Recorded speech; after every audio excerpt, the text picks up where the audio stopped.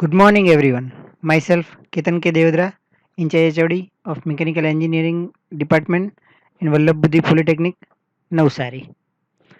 Today, we are going to study subject of sixth semester Mechanical Engineering branch, that is Tool Engineering, in which the current chapter is Press Tools. આપણે આ લેક્ચરમાં આજે press ટૂલની અંદર જે અલગ અલગ press tool design કરવા માટે કટિંગ ફોર્સની ગણતરી કરવાની હોય છે એના વિશે માહિતી મેળવશું અને એ સિવાયના બીજા એક બે થિયરીઝ જોઈશું. તો સૌથી પહેલાં આપણે જોઈએ છે કે કટિંગ ફોર્સનું કેલ્ક્યુલેશન કેવી રીતે કરવામાં આવે. તો કટિંગ ફોર્સ જ્યારે પણ ગણતરીમાં લેવાનો હોય ત્યારે મટીરિયલની અંદર એટલે કે શીટ મેટલની અંદર કયા પ્રકારનું કટ કરવાનો છે એનો ડાયમેન્શન એના પેરામીટર એ ખૂબ અસર કરે છે. ફોર એક્ઝામ્પલ અહીંયા આપણે જોઈએ તો કે પ્રેસ ટૂલનો કટિંગ ફોર્સ કેલ્ક્યુલેટ કરવા માટે બે સૂત્રો આપેલા છે. કટિંગ ફોર્સ માટે કમ્પ્રેસિવ ફોર્સ લાગે એના ઉપર, તો compressive force is equal to N into pi into D into T into F S H આપેલું છે અહીંયા. તો એનો મતલબ શું થાય એ આપણે ડિટેલમાં જાણીએ. તો આ જે સૂત્ર છે એ પર્ટિક્યુલરલી સર્ક્યુલર હોલ બનાવવા માટેનું છે. સેમ વે બીજું સૂત્ર છે FC is equal to P into T into F S H, એ બીજા કોન્ટુર માટે એટલે કે બીજા શેપ માટેનું છે. તો અહીંયા FC A compressive force in newton છે, કારણ કે જ્યારે પણ કટિંગ થશે ત્યારે જે પંચ છે એના ઉપર કમ્પ્રેસિવ ફોર્સ લાગશે. સ્મોલ એન જે છે એ છે નંબર ઓફ હોલ્સ ટુ બી મેડ, કેટલા હોલ બનાવવાના છે. આ સર્ક્યુલર હોલ માટેની વાત છે. કેપિટલ ડી એ હોલનો ડાયામીટર છે, થિકનેસ એને સ્મોલ ટી દ્વારા દર્શાવેલું છે, અને એફ એસ એચ એ અલ્ટિમેટ શિયરિંગ સ્ટ્રેસ છે ઇન ન્યૂટન પર એમએમ સ્ક્વેર. જે કોઈક શીટ મેટલ યુઝ કરવાના હોય એ મટીરિયલનો અલ્ટિમેટ શિયર સ્ટ્રેસ અહીંયા લેવાનો છે ન્યૂટન પર એમએમ સ્ક્વેરમાં. વાઇલ આ જે સેકન્ડ ઇક્વેશન આપેલું છે એમાં પી વેલ્યુ આપેલી છે, તો એ પી છે એ પેરામીટર આપેલું છે ઇન એમએમ, કારણ કે બીજો કોઈ કન્ટુર હોય તો એનો પેરામીટર લેવાનો છે ઇન્ટુ થિકનેસ કરવાની છે. જ્યારે સર્ક્યુલર હોલ હોય તો એનો પેરામીટર પાઈ ઇન્ટુ ડીથી મળશે, ઇન્ટુ ટી કરીએ એટલે આપણને એનો પૂરેપૂરો શિયરિંગ એરિયા મળે. તો આ સૂત્ર ખાસ ધ્યાનમાં બંને રાખવાના છે, અને જ્યારે પણ કોઈ પણ પ્રકારનું કટિંગ કરવાનું હોય ત્યારે આ સૂત્રનો ઉપયોગ કરી શકાય છે. અહીંયા આ જ સૂત્ર અલગ રીતે આપેલું છે, કારણ કે ઘણી વખત એવું હોય કે શીટ મેટલમાં અહીંયા એક્ઝામ્પલ આપેલું છે કે શીટ મેટલમાં સર્ક્યુલર હોલ કરવાના છે પણ એક કરતાં વધારે કરવાના છે, number of holes, as well as બીજો કોઈ કન્ટુર હોય, ફોર એક્ઝામ્પલ સ્ક્વેર કટ કરવાનું છે અથવા રેક્ટેંગલ કટ કરવાનું છે, તો આપણને આ રીતે શીટનું લેઆઉટ મળે છે. તો અહીંયા આ રીતે આપણે કટિંગ ફોર્સ કેવી રીતે શોધી શકીએ આ સૂત્રથી. તો એ અહીંયા આપેલું છે કે FC is equal to N one into pi into D one. અહીંયા જુઓ તમે તો બે હોલ છે, એકનો ડાયામીટર D1 છે, જ્યારે જે નાના હોલ્સ છે એનો ડાયામીટર આપણને D2 આપેલો છે. તો એ કેવી રીતે લખાશે, તો N1 into pi into D1. Suppose 1 જે છે એ આપણને અહીંયા આપેલા છે એ પ્રમાણે મોટા હોલ છે, તો અહીં મોટા હોલની સંખ્યા લેવાની છે, ઇન્ટુ પાઈ ઇન્ટુ D1 એટલાનો diameter into ultimate shearing stress, plus હવે આ સેમ એ જ વસ્તુ લખવાની છે નાના હોલ માટે, N2 into D2 into T into FS. તો આ રીતે નંબર ઓફ હોલ્સ હોય એ પ્રમાણે તમે આ સૂત્રોનો યુઝ કરી શકો. સેમ વે જ્યારે કોઈક અલગ કન્ટુર આપેલો છે અહીંયા, તો એનો પેરામીટર લેવાનો છે. પેરામીટર આપણને ખબર છે કે આ એને સાઈડનું માપ આપેલું છે એ છે, એના ઉપર આધાર રાખે. તો આ માપ A1 છે, આ માપ B1 છે. એવી રીતે રેક્ટેંગલ હોય તો આ માપ A2 છે અને આ B2 છે. તો એ પેરીમીટર અહીંયા કેવી રીતે લેવામાં આવે કે સૌથી પહેલાં આ પહેલા પાર્ટનું પેરીમીટર શોધવું હોય તો કેવી રીતે મળે, 2 ઇન્ટુ A1 પ્લસ B1, એટલે કે એની પરિમિતિ ગુજરાતીમાં કહીએ તો. એ રીતે P2નું લેવું હોય તો 2 ઇન્ટુ A2 પ્લસ B2, કારણ કે આ ચારે ચાર સાઈડનો સરવાળો થાય પેરીમીટર એટલે. તો આ રીતે પેરીમીટરની વેલ્યુ અહીંયા મૂકવાની છે પહેલા પાર્ટ માટે અહીંયા, પ્લસ બીજો પાર્ટ હોય તો અહીંયા માનો કે આવી રીતે કોઈ ત્રીજો પાર્ટ છે તો પ્લસ કરીને ત્રીજું પણ લખી શકાય. તો આ રીતે આપણે કટિંગ ફોર્સ ફાઇન કરવાનો હોય છે. આ ખૂબ જ ઇમ્પોર્ટન્ટ ઇક્વેશન છે જેની જરૂર ડિઝાઇનમાં એક્ઝામ્પલમાં ખાસ પડશે. આગળ જોઈએ, નેક્સ્ટ ટોપિક છે method to reduce cutting force. આ જે કટિંગ ફોર્સ લાગે છે એને કેવી રીતે રિડ્યુસ કરવો, કારણ કે આ જે કટિંગ ફોર્સનું મેગ્નિટ્યુડ છે એનું જે મૂલ્ય છે એ જો વધારે હોય તો એ ઓવરલોડિંગ ક્રિએટ કરે છે અને ડાય અને પેસ્ટની ડિઝાઇન એ સેફ રહેતી નથી. તો એટલા માટે આ કટિંગ ફોર્સની વેલ્યુ બને એટલી ઓછી રાખવામાં આવે છે. તો એને રિડ્યુસ કરવા માટે શું શું કરી શકાય? તો આ કટિંગ ફોર્સની વેલ્યુ કેવી રીતે રિડ્યુસ થશે? તો એ જ્યારે કોઈ પણ પિયર્સિંગ પંચ હશે તો એના ઉપર એને શિયર એંગલ કે ટેપર એંગલ આપવામાં આવે છે. જનરલી કોઈ પણ પ્રકારનું ઓપરેશન હોય એ પંચ અને ડાઈ વપરાતા હોય છે, તો એ પંચ ઉપર એને શિયર એંગલ કે ટેપર એંગલ આપીને આપણે આ પ્રકારનો કટિંગ ફોર્સ રિડ્યુસ કરી શકીએ છીએ, ઘટાડી શકીએ છીએ. આ સિવાય પણ એ ટૂલના મટીરિયલ અને સ્ટોકના મટીરિયલ ઉપર પણ ડિપેન્ડ કરે છે. તો ઇન શોર્ટ આ જે કટિંગ ફોર્સિસ છે એને કેવી રીતે રિડ્યુસ કરી શકાય? તો એની મુખ્ય 3 રીતો આપી છે અહીં, કે એક તો પંચ ઉપર શિયરિંગ એંગલ આપવાનો, બીજી મેથડ છે ડાઈ ઉપર શિયર એંગલ આપવાનો અને ત્રીજી મેથડ છે યુઝિંગ સ્ટેપ્ડ પંચ. તો આ દરેક વસ્તુ આપણે આકૃતિ આપેલી છે એના દ્વારા સમજીએ. તો પંચ ઉપર જે શિયરિંગ ફોર્સ આપવાનો એ કઈ રીતે આપી શકાય? તો અહીં એક ફિગર આપી છે. તો અહીંયા તમે જોઈ શકો આ ફિગર સી અને એની નીચે આપી છે ફિગર એફ અને ઈ. તો આ ત્રણમાં તમે જોયું તો પંચ ઉપર શિયર આપેલું છે, શિયર એંગલ. તો અહીંયા આ કોન્કેવ શિયર એંગલ છે. એવી રીતે આ જે એફ છે એમાં પિયર્સિંગ પંચને આપેલો છે આ રીતે, અહીંયા વી શેપ આપેલો, બેન્ડ આપેલો છે, રાઈટ. અને અહીંયા જે પિયર્સિંગ પંચ છે એને આ રીતે ફૂલ શિયર આપેલું છે, સ્લાન્ટ. તો આ રીતે આપણે પંચને શિયર આપવામાં આવે આ 3 રીતે. બીજી મેથડ છે providing shear angle on dies, require shear angle on die. તો ડાઈ ઉપર કઈ રીતે આપવામાં આવે?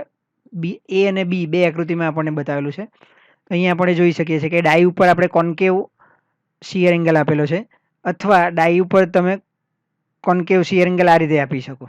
તો આ રીતે ડાઈ ઉપર તમને જે કંઈક શિયર એંગલ આપો, કોન્કેવ કે કોન્વેક્સ, પરંતુ એનાથી જે બ્લેન્ક મળશે, જે કટ થશે એ ફ્લેટ જ થશે.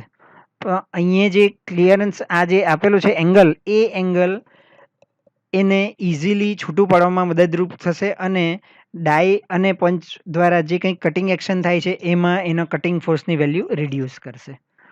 ત્રીજી જે મેથડ આપણે જોઈ કે સ્ટેપ્ડ પંચ, તો એના માટે અહીં આકૃતિ આપી છે કે સ્ટેપ્ડ પંચ આ રીતે યુઝ થાય કે વારાફરતી થોડા ડિસ્ટન્સ પંચ નીચે આવતો રહેશે અને કટિંગ ઓપરેશન કરશે, એક સાથે નહીં. તો એને સ્ટેપ વાઇઝ નીચે આવવા, આ રીતમાં એ સ્ટેપ વાઇઝ નીચે આવશે. આ જે કંઈક લિટરેચર છે એનું ગુજરાતી મટીરિયલ પણ અહીં મૂકેલ છે. નેક્સ્ટ ટોપિક છે method to give shear angle on punch and die. તો પંચ અને ડાઈ પર શિયર એંગલ કેવી રીતે આપવામાં આવે? તો અહીં ખાસ એ આકૃતિ પરથી આપણને જણાઈ આવે છે કે શિયર એંગલ જ્યારે પણ આપવાનો હોય તો એ જ્યારે પણ એ એના ઓપરેશન ઉપર ડિપેન્ડ કરે છે. ફોર એક્ઝામ્પલ, શિયર એંગલ જ્યારે પણ આપવામાં આવે અને જો બ્લેન્કિંગ ઓપરેશન થતું હોય તો એ શિયર એંગલ હંમેશા એની ડાઈ ઉપર આપવામાં આવે છે. જ્યારે પિયર્સિંગ ઓપરેશન થતું હોય તો હંમેશા એ પંચ ઉપર આપવામાં આવે છે. તો આ વાત ખાસ ધ્યાનમાં રાખવી કે જ્યારે પણ શિયર એંગલ આપવાનો હોય અને બ્લેન્કિંગ ઓપરેશન હોય તો શિયર એંગલ ડાઈ ઉપર આપવામાં આવે છે, જ્યારે પિયર્સિંગ ઓપરેશન હોય તો એ પંચ ઉપર આપવામાં આવે છે. આગળનો ટોપિક છે સ્ટ્રીપ લેઆઉટ.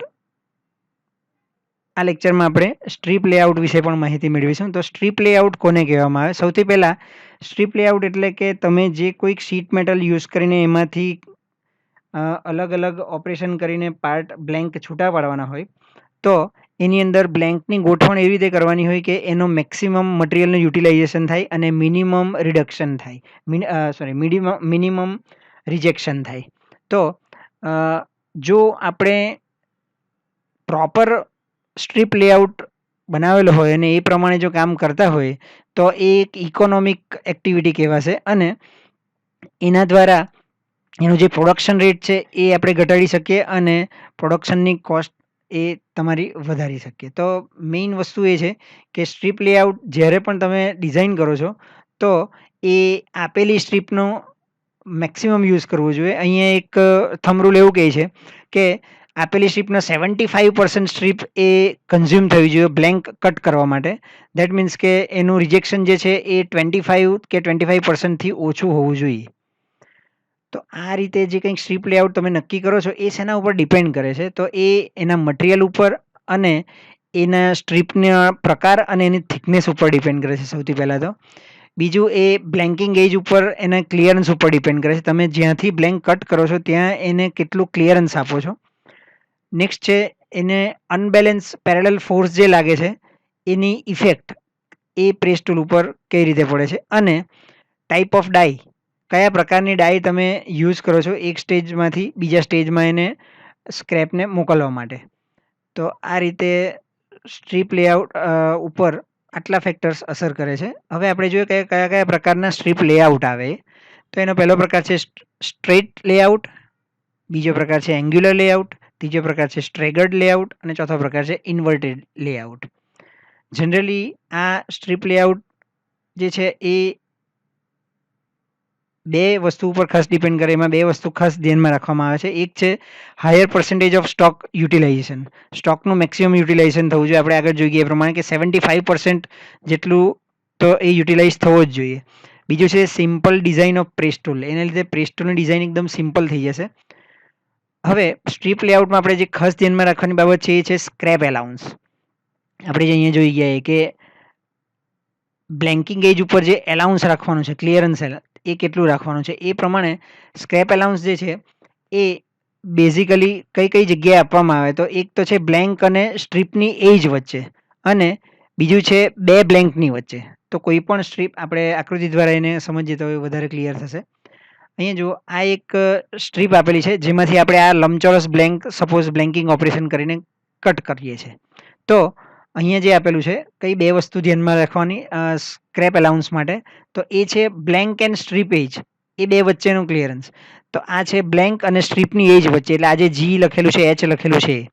અને બીજું છે બે બ્લેન્ક વચ્ચેનું, એટલે આ જે બે બ્લેન્ક વચ્ચેના જે ક્લિયરન્સ લખેલો છે જી એ. તો આ ખાસ ધ્યાનમાં રાખવામાં આવે બે પ્રકાર. જો ઇનસફિશિયન્ટ ક્લિયરન્સ હશે તો તમારી જે સ્ટ્રીપ છે એમાં મેક્સિમમ પોસિબિલિટી એવી થશે કે એ વીક થઈ જશે અને બ્રેક થઈ જશે વચ્ચેથી. અને બીજો પ્રોબ્લેમ એના દ્વારા એ થશે કે એ મેન્ટેનન્સ વધી જશે ડાય અને પંચનું. મે બી પોસિબલ કે કદાચ પંચ બેન્ડ પણ થઈ ગયા, ઇરેગ્યુલર કટિંગ થઈ જાય, કે સ્ટ્રીપ જે છે એ ગમે ત્યાંથી ક્રેક થઈ જાય, ફાટી જાય. આવા પ્રકારની સમસ્યાઓ વધારે ઉદ્ભવે છે જ્યારે પણ આપણે પ્રોપર ક્લિયરન્સ નથી આપતા ત્યારે. તો એ ક્લિયરન્સ હવે કેવી રીતે આપવાનું છે એ આપણે સમજીએ. તો એના માટેનું એક થંબ રૂલ છે, એક અહીં ટેબલ આપેલું છે, એ ખાસ ધ્યાનમાં રાખવું, ખાસ યાદ રાખવું કે જ્યારે પણ તમને યુઝ કરવામાં આવેલ જે સ્ટ્રીપ છે એની થિકનેસ એ એલાઉન્સ થિકનેસ પર એનો એલાઉન્સ ડિપેન્ડ કરે છે. અહીંયા ટેબલમાં આપણને આપેલું છે કે એ જે એની લંબાઈ છે એ કેટલી હોય ત્યારે એના થિકનેસની વેલ્યુ કેટલી લેવાની છે, એની અંદર જી અને એચની વેલ્યુ કેટલી લેવાની છે ફોર ડિફરન્ટ કન્ડિશન્સ. આ પહેલી કન્ડિશન અહીંયા એ આપી છે કે 1 પાસ સિંગલ સ્ટેશન ડાય, એક જ પાસમાં કટ કરવાનું છે ને સિંગલ સ્ટેશન ડાય છે, એટલે કે એક સ્ટેશન ઉપર કટ થઈ જાય એટલે તમારું ઓપરેશન થઈ જાય. સેકન્ડ કેસ એવો આપેલો છે કે 1 પાસ પ્રોગ્રેસિવ ડાય, એક જ પાસ છે પણ પ્રોગ્રેસિવ ડાય છે. પ્રોગ્રેસિવ ડાય કોને કહેવાય આપણે આગળ ડિટેલમાં જોઈએ. તો અહીંયા અલગ આ ટેબલ આપેલા છે એ પ્રમાણેની લેન્થ અને બાકીના પેરામીટર્સ લેવાના છે. હવે આપણે આ ફિગર સમજીએ કે અહીંયા આપણે જોઈ ગયા એ પ્રમાણે જે બે વચ્ચે ક્લિયરન્સ છે એને જી દ્વારા દર્શાવેલું છે, અને એનું સાઈડ ઉપરનું જે ક્લિયરન્સ છે એની એજ ઉપરનું તેને એચ દ્વારા દર્શાવેલું છે. તો આ સ્ટ્રીપ લેઆઉટ છે એનું કેલ્ક્યુલેશન કેવી રીતે કરવામાં આવે. તો અહીં એક એક્ઝામ્પલ આપેલું છે કે સિંગલ પાસ માટે આ ખાસ સૂત્ર યાદ રાખો તો તમને કોઈ પણ પ્રકારના એક્ઝામ્પલ ઇઝીલી ગણી શકશો. એક જ બ્લેન્ક આપી હોય તો આ જે કંઈક પાસ થાય છે મટીરિયલ અને તમે જે બ્લેન્ક કટ થાય છે તો એ બ્લેન્ક કઈ રીતે લેવામાં આવે. સૌથી પહેલાં તો આ થંબ રૂલ પરથી આપણે જોઈ શકીએ કે સ્ટ્રેપ અલાઉન્સ સ્ટોક મટીરિયલની જાડાઈનો 1.5 ગણો લેવામાં આવે છે. કેટલું લેવાનું? 1.5 ગણું. કારણ કે અહીંયા તમે એની લેન્થ અને એના પરથી એને ડિસાઇડ કરી શકો. 1.25 ઇન્ટુ ટી લેવાનું, 1.5 ઇન્ટુ ટી લેવાનું કે એકલું ટી લેવાનું. ક્યારે? કે જ્યારે લેન્થ 0 to 50 હોય, 50 to 150 હોય અને 150 to 250 હોય ત્યારે.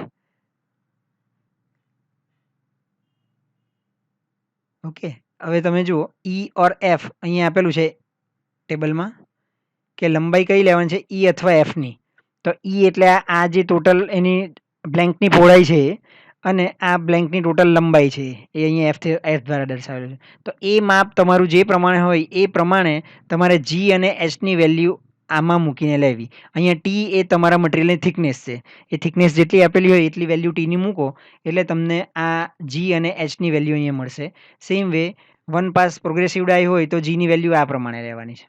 ઓકે, તો અહીંયા સૂત્ર આપેલું છે એ પ્રમાણે જોઈએ તો આ એરિયા કેટલો થાય તો એફ ઇન્ટુ 2h. જોજો ધ્યાનથી, આ એફ છે પ્લસ તમે આ એક એચ ઉમેરો ને ઉપરનો એચ ઉમેરો એટલે અહીંયા આપેલું છે એ, બરાબર. તો આખી લંબાઈ થઈ જશે સ્ટ્રીપની એટલે એફ પ્લસ 2h કરીએ, લંબાઈ ગુણ્યા પહોળાઈ એટલે આખો એરિયા મળે, આપણને ખબર છે રેક્ટેંગલનો.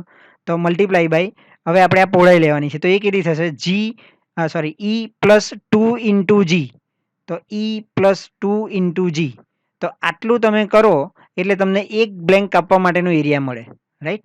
હવે માનો કે આપણે એકની જગ્યાએ બે બ્લેન્ક કાપવા છે તો શું થશે, આ એનું એ જ રહેશે, એફ ઇન્ટુ 2h એનું એ જ રહેશે, પ્લસ ઇન્ટુ આ ઈ છે એ હવે એકની જગ્યાએ બે જોબ થઈ ગયા એટલે આ એક ઈ અને આ એક ઈ એટલે કેટલા થઈ ગયા 2e પ્લસ જી કેટલા થઈ ગયા 1 2 એન્ડ 3. બે બ્લેન્ક કાપવા માટે તમારે અહીં સુધી તો કાપવું જ પડશે એટલે ટોટલ અહીંયા કેટલા જી આવ્યા 3g. તો 2e plus 3g. Same way 3 blank કાપવી છે તો આ તો સેમ જ રહેવાનું. હવે અહીંયા 2ની જગ્યાએ 3 થઈ જશે કારણ કે 1 2 અને 3e આવશે અને જી કેટલા થશે 4 થશે. 1 2 3 તો હતા જ અને 3 બ્લેન્ક કાપવાના એટલે આ પણ જી લેવાનું. તો આ 3 બ્લેન્કની વચ્ચે ટોટલ કેટલા 4g આવે છે એટલે 4g લીધું. આ રીતે તમે ટોટલ નંબર ઓફ કેટલા બ્લેન્ક કટ કરવાના છે એના માટેનું તમારું સૂત્ર બની જાય કે F plus 2h into big બ્રેકેટમાં small N into E plus n plus 1 into G. હવે અહીંયા તમે જુઓ સ્મોલ એન એટલે એનની વેલ્યુ છે, કેટલા બ્લેન્ક આપવાના, તો અહીંયા બે બ્લેન્ક આપવાના તો ઈની વેલ્યુ 2 આવી, 3 બ્લેન્ક આપવાના તો 3 આવી. તો અહીંયા જેટલા બ્લેન્ક આપવાના એટલાને ઈ વડે ગુણવું પડશે. પ્લસ અહીંયા તમે જુઓ અહીંયા એક જ ઈ છે તો અહીંયા 2g આવ્યું, આ 2e છે તો 3g આવ્યું, 3e છે તો 4g આવ્યું. ધેટ મીન્સ કે આમાં એક એડ કરવાનું છે તો એટલા માટે અહીંયા n પ્લસ 1 લીધું છે. તો આ ખાસ આ સૂત્ર ધ્યાનમાં રાખો અને એને ધ્યાનમાં લઈને એને મોડે કરીને જ આપણે આગળ સ્ટ્રીપ લેઆઉટ ગણી શકીએ કારણ કે સ્ટ્રીપ લેઆઉટ માટે આપણને એરિયાની જરૂર પડશે. ઓકે, આ જ મટીરિયલનું ગુજરાતી અહીં કરીને આપેલું છે. તો કેલ્ક્યુલેશન માટે ખાસ આ બે વસ્તુ ધ્યાનમાં રાખવી, કટિંગ ફોર્સ અને સ્ટ્રીપ લેઆઉટ માટે તમારે એરિયાની ગણતરી. Thank you for listening.